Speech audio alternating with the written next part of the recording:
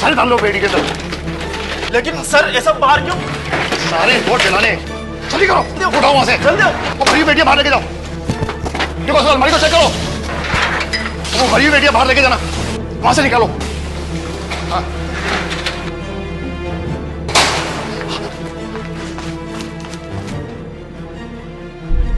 ये बैंक लूटा नहीं गया।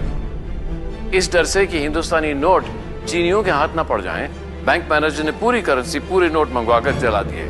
हाँ, डालो डालो जल्दी करो, बेटी के सारे नोट निकाल के डाल दो उसमें।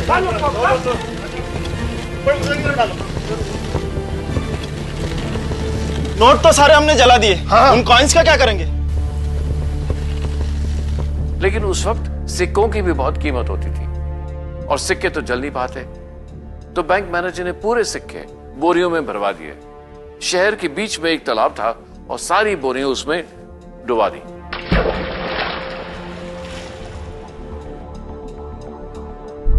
नवंबर 1962। ये जो आपने देखा वो तो तेजपुर शहर की एक ही मिसाल है। वहां और क्या हुआ, वहां के लोगों ने क्या देखा, उन्होंने क्या भुगता, ये अब आप उन्हीं के मुंह से सुनिए। उस टाइम में चाय बागान के अंदर में मैनेजर था। हमने सुना कि वो लोग जो हैं यहाँ फुटिल्स में, मिसमारी के पास में फुटिल्स हैं, वहाँ पर आ गए हैं। फिर उस टाइम में ऐसा लगा कि भाई अब यहाँ पर शायद रहना सेफ नहीं हो सकता है। तो उस वक़्त फिर हम लोग जो हैं यहाँ से रात में इकट्ठे होकर सवेरे मॉर्निंग में यहाँ से हम लोगों को ले जाया गया। रास्ते में रोका पुला, वो कहाँ जा रहे हैं? हमने कहा हम तो तेजपुर जा रहे हैं। बोले नहीं नहीं तेजपुर मत जाइए, हम लोग तो तेजपुर से वापस आ रहे हैं, वहाँ तो चाइनीज़ आने वाले हैं। पता लगा कि भाई यहाँ एडमिनिस्ट्रेशन नहीं है, कोई भी एसपी डीसी सब यहाँ से छोड़ के चले गए हैं। स्टेट बैंक का पता लगा, स्टेट बैंक से सुना ऐसा कि भाई उन्होंने नोट वगैरह जो थे करेंसी वो जला दी है। तेजपुर में ये सब इसलिए हो रहा था क्योंकि लोगों को चीन की फौज का डर था। यहाँ के बाशिंदों को लग रहा था कि किसी भी वक्त उनके शहर पर चीन का कब्जा हो जाएगा। 20 अक्टूबर 1962 से ही भारत और चीन के बीच युद्ध चल रहा था और इसी दौरान प्रधानमंत्री नेहरू के एक ऐसे भाषण को लोगों ने सुना जिससे उनका डर और भी पक्का हो गया। ऐसा लगने लगा कि तेजपुर शहर ही नहीं बल्कि पूरे नॉर्थ ईस्ट पर ही चीन का कब्जा हो सकता है। इस वक्त कुछ असम के दरवाजे पे दुश्मन है और असम खतरे में है। इसलिए खास तौर से हमारा दिल जाता है हमारे भाइयों बहनों पर जो असम में रहते हैं, उनके हमदर्दी में, क्योंकि उनको तकलीफ उठानी पड़ रही है और शायद और भी तकलीफ उठानी पड़े।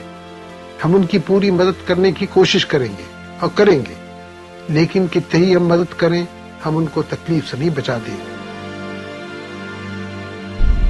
और असम खतरे में है, इसलिए खास तौर से हमारा जिस तकलीफ की चर्चा प्रधानमंत्री नेहरू कर रहे थे वो सिर्फ असम के लोगों की ही नहीं थी।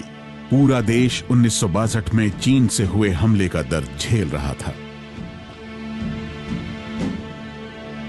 इसकी शुरुआत हुई 19-20 अक्टूबर 1962 की दरमियानी रात। इसी रात चीन ने भारत पर हमला किया। 20 तारीख की सुबह स्टैंड 2 होता है 4:30 पौने 5 के बीच में। हम लोग स्टैंड 2 के लिए उठे, बाहर निकले अपने ट्रेंचेस बंकर से। उसी वक्त शेलिंग शुरू हुआ, पहला शेल गिरा हुआ।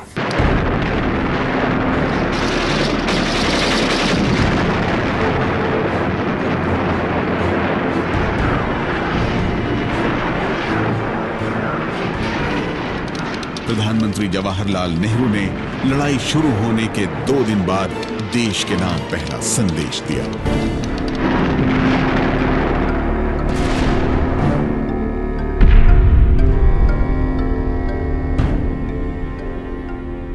भाइयों बहनों, साथियों और हम वतनों, हमारे सीमा पर जबरदस्त हमले चीनी फौजों ने किए हैं और करते जाते हैं। जहां के एक बहुत ताकतवर दुश्मन, जिसको ज़रा फिक्र न शांति की थी न शांति के तरीक़ों की, उसने हमें धमकी दी और उस धमकी पर अमल भी किया।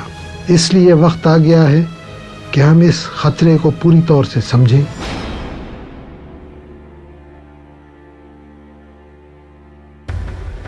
आजादी को सिर्फ